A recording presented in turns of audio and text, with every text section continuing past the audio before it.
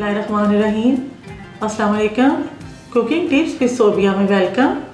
आज हम बनाएंगे एक टमाटर से चिकन कढ़ाई और वो भी झटपट। चलें बनाना शुरू करते हैं।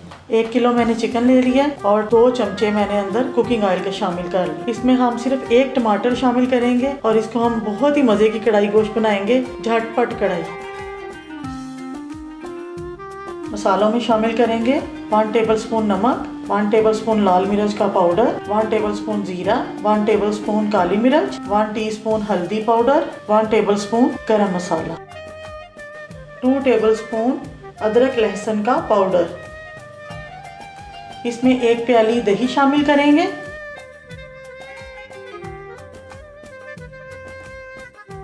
एक प्याली पानी और इसको हम 15 मिनट के लिए मीडियम लो फ्लेम पर रख देंगे।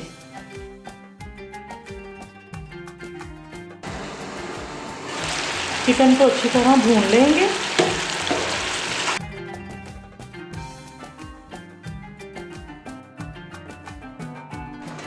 हमारी चिकन कढ़ाई माशाल्लाह से रेडी हो गई है। 1 टेबलस्पून गरम मसाला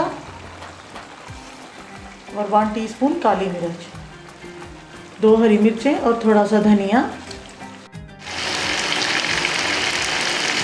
अगर आपको माशाल्लाह से मेरी मुनफरिद चिकन कढ़ाई अच्छी लगी तो इसे ज़रूर ट्राई करना।